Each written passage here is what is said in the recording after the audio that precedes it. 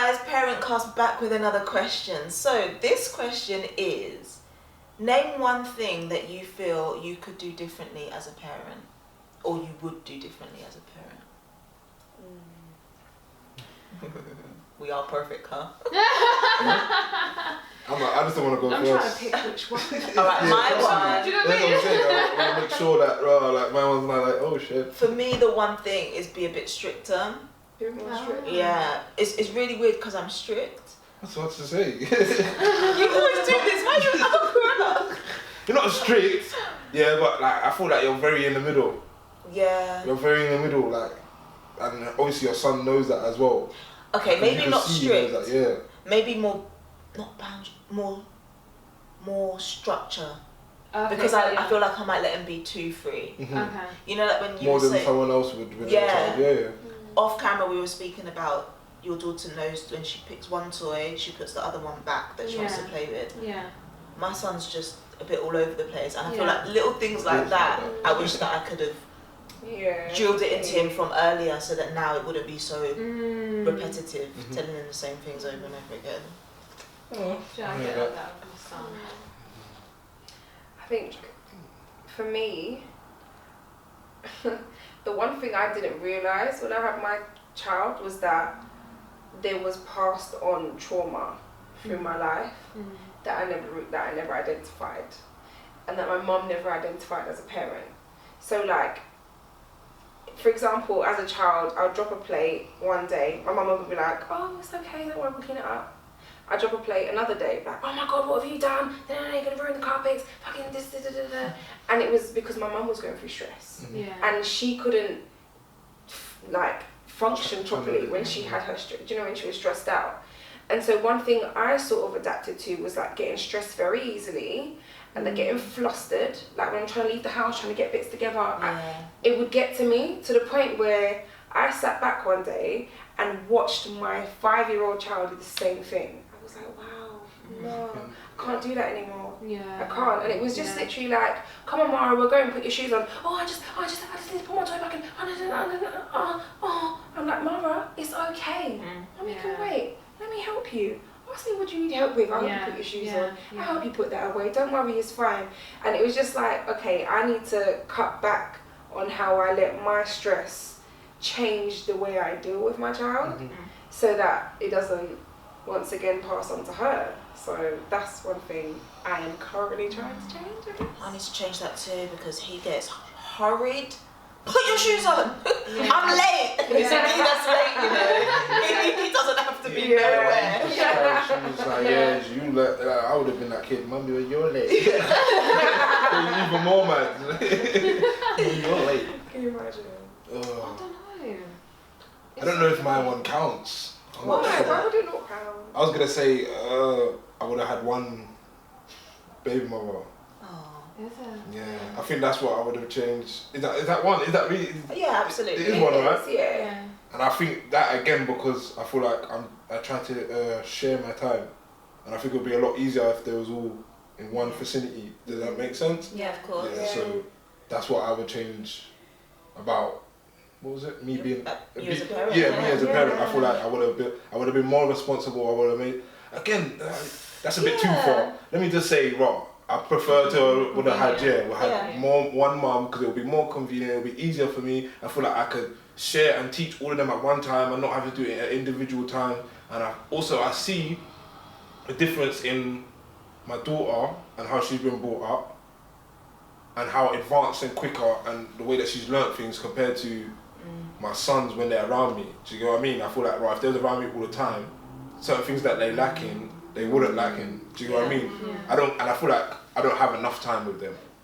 That little time I have with them on the weekends, I don't feel like it's enough time for me to inflict anything. Do you know what I mean? Come on, you remember being a child. You listen for the weekend. As soon as you go home, that's out the window. Do you know what I mean? So every day, every weekend, or like when I have them in the week, it feels like a battle. Like I'm just starting afresh. Yeah. Her and my oldest son. When I was there for him, I saw how it helped him, and all the stuff that I was inputting on him, he took it in way more.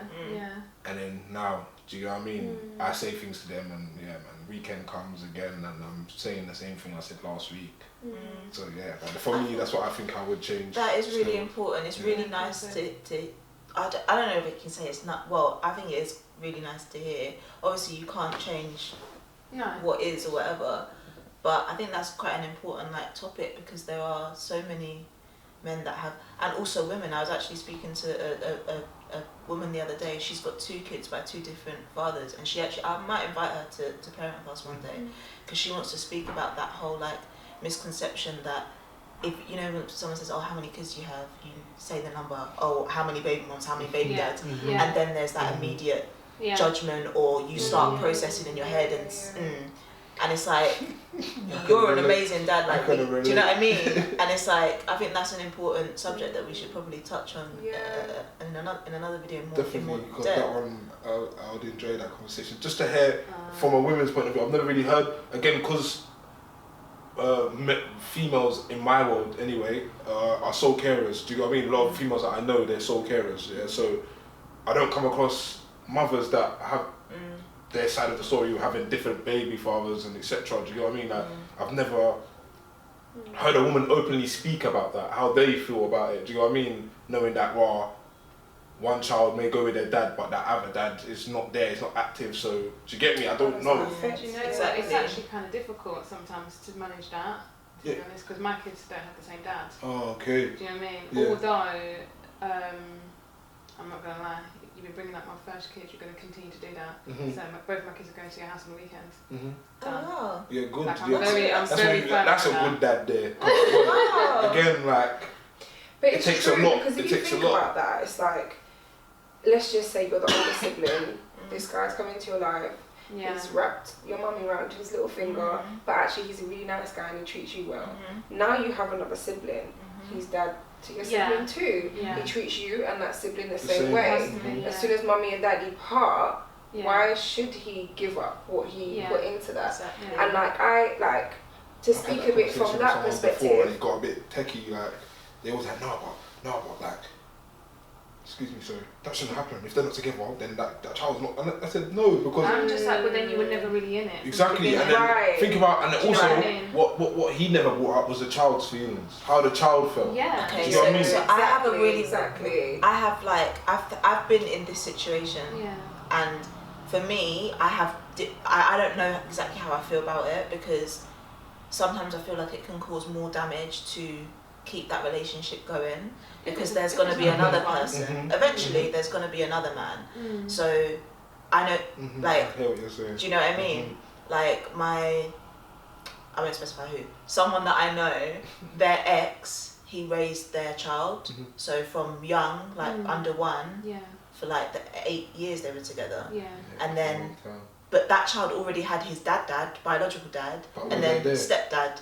No, well, kind of like half. Not there. 8 years is a long time. It's a lifetime for him and the child. So this new guy's stepdaddy, and then they've broken up, but they're still having the stepdaddy-son relationship, but she's now got a new man, and it's just like there's now 3 daddies, and this child is like, I've got daddy this, daddy that, daddy that, and it's like, for me, I would say it probably depends on the length of time that you were with the person, probably, and the impact that person had in that life on the child's life, because if they were together for 8 years, that's a long time. He's literally raised that child as his own at this point, and separating that relationship just because you're going to have another boyfriend or something like that.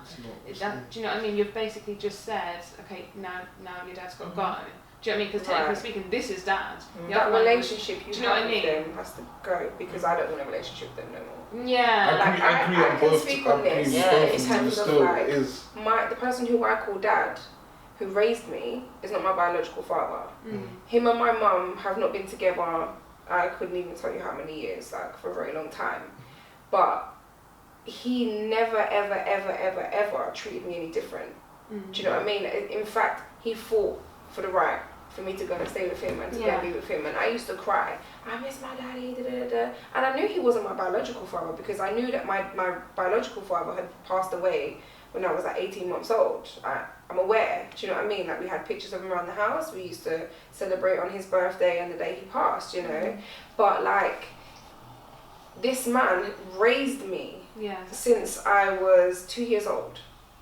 Like, took me to work with him, you know, taught me things, used to give me pocket money, take me to school. Like, he did daddy duties. Now, him and my mum never actually had any kids together, but me and my 2 siblings are from my dad, who passed away when I was 18 months old. Each and every one of us, we're his kids. Yeah. Do you see what I'm saying? And that's how he sees it, and that's how we see it. Yeah. And like, I remember when him and my mum used to fight and bicker and whatever, and I'd be like, I want to go and stay at my dad's house. She would hate it. Yeah. She'd hate it, but she wouldn't stop me from seeing him because of their relationship. Do you know what I mean? See what you just said. That's your mum thinking about your feelings, your emotions. Exactly. Do you know what I mean? Yeah. That's why I'm saying I agree with what you're saying, and I agree with what you're saying. But at the same time, the only person that matters is that child. Do you get what I mean? Like, it could get peaked, it could get on top between the 3 dads and everything. Yeah, but that child's not gonna understand that. That child's not gonna understand that. If you keep saying to this child, oh, well, daddy doesn't like, you're not real daddy, so you can't hang around. What child's gonna, you're gonna confuse your child. You're gonna confuse your child. So, like you said, what I'm saying, it's super important. Yeah. So, like you said, if you feel, if you as a mother or me as a father, I feel like that foundation that was built is strong foundation. You was real. Them feelings and affection, everything was real. No matter what, I'm gonna have to. I'm stuck on both. Do you get what I mean? Like, again, it all depends on the person and the foundation, man. Definitely. Definitely. So you haven't given us. Yeah, don't try it. Do you know what? I was actually hoping you knew it was coming. Because it's a difficult question. It's actually quite difficult. You have to self-evaluate. You do, and then you have to say, like, one of my things that kind of, you know, come to my head is, I don't know, because I'm thinking there's always a time for everything. When Kyra went to her school that she goes to now, I don't think I was prepared, and I really wish that I had prepared for the levels of prejudice and just the built-in infrastructures of those nuanced prejudice. What do you mean when you said the levels of prejudice? What's that? People's opinion? You feel like people are being like snobby because you're a young mum, or? Oh, I mean, yeah, that's a given, always. Super. But she changed school, going from a predominantly, like, extremely diverse school into a predominantly white, middle class and upwards school. And at the time I was like, okay, this is a great learning opportunity for her. This is fantastic education that she's going to be exposed to, and it's going to be great. But nothing could have prepared me for how crazy it actually was. It was insane. And I really wish that there were times when I would have to step back from the situation because I can't deal with this. So I'd quickly run in and take her into school and quickly run off, do you know what I mean, before I have to deal with any parents or teachers or anything like that. And I wish I kind of didn't do that, because actually I left my baby to go on in and fend for herself. You know, I proper wish that I didn't do that, and I actually really wish that which I did later on do, and we broke it all down and we did our research, and I would talk to her, and especially because my degree was kind of within that, I really wish that I did that a lot sooner with her. But at least you still did it, though.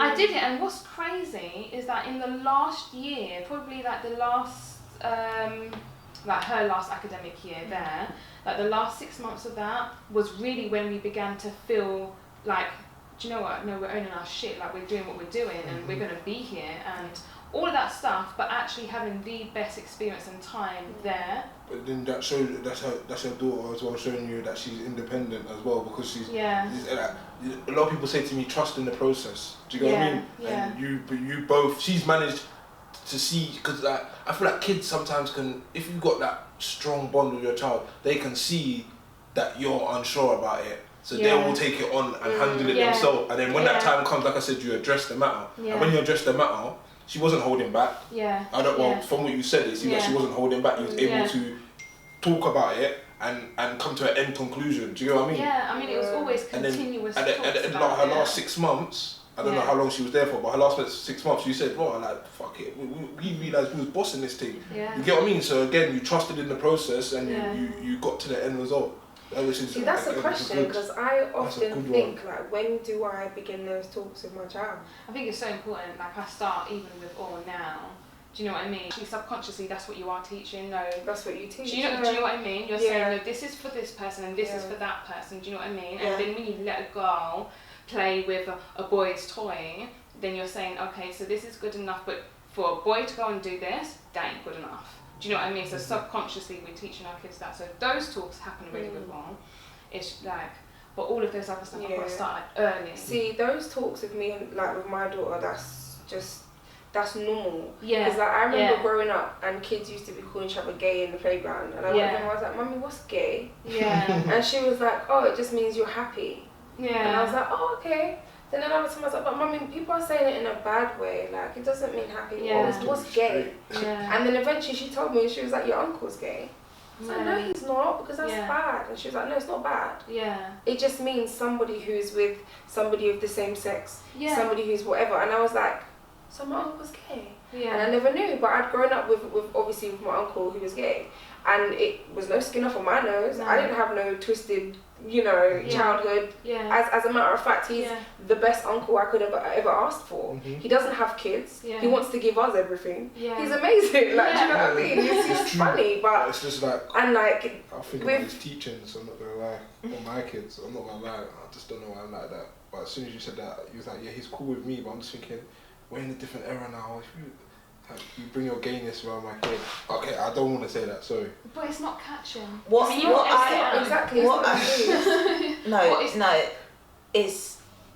not. It's such a touchy subject because it's very easy for things to be misconstrued in a way where it's like you disagree with it or you have I don't disagree with it, but it's just like there's certain traits that you pick up from influence. people. Yeah, and exactly. And the way that he carries himself as a man, he may carry himself differently to how I carry myself as a man. But do you know what, like I get that there's this whole kind of like stereotype of what a gay man is. Like let's forget gay women because that's stereotyped in a crazy way as well. But my uncle, I can quite happily say is not a stereotypical gay man. Like you would not look at him and know he's gay. You would never know he's gay. And like his partner, you might be able to tell here and there, but he's not. Once again, he's not this stereotypical gay guy. Do you know what I mean? And there was nothing. Like, for example, if my auntie and uncle was to kiss in front of me, I would still cover my eyes and think, ugh. The same way if my uncle and uncle were to kiss in front of me, which they actually never did.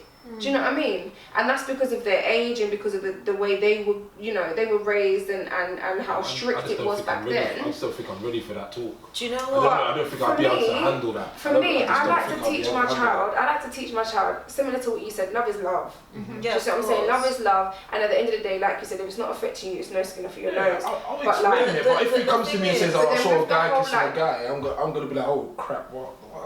How do I say the truth or how I really feel? But what is the truth? I think it's not just about sexuality. It's also because there's a lot.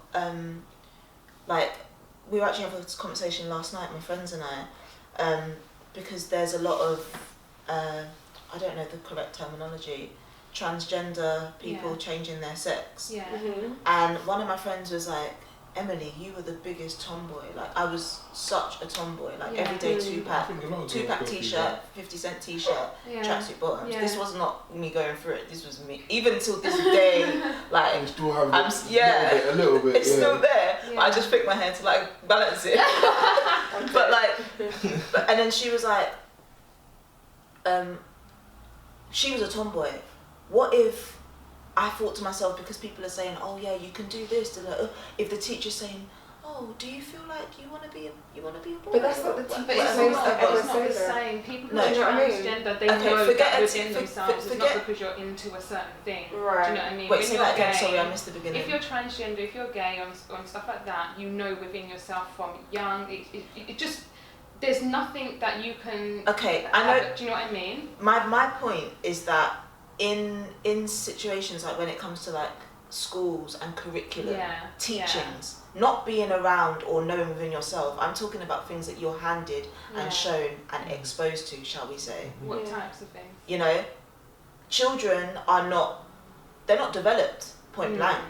Yeah. So let alone being able to understand their feelings and then someone telling them to process those feelings into decisions. That's a completely different. So when you said the gender talk, for me, I was like, oh, tell me more, because I was thinking that you were. Do you know what I mean? So it's not a case of like.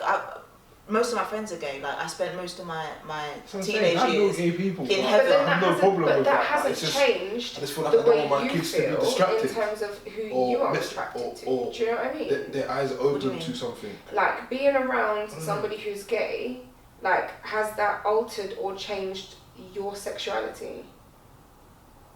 No. There we go. No, but I'm not saying that you're going to become gay. No, but she's just saying that obviously that a child's mind isn't fully there yet. Do you get what I mean? No, like, but a child's mind anywhere. What do you mean? Right. A child's mind is a developing mind. Like actually, studies show now your brain is still developing after 25, which they never used to think. So if you're still developing and still changing, it's how I see it is like, okay, someone who's gay, someone who's heterosexual, yeah. I don't fear my child being exposed to either or. No, that's no. The point's been misunderstood. No, but I'm talking about. Oh, it's gonna get too political. Don't forget to like, share, and subscribe, and follow us on Instagram, Parentcast_hub, and don't forget the underscore. When did you when I first had my child, I did suffer with like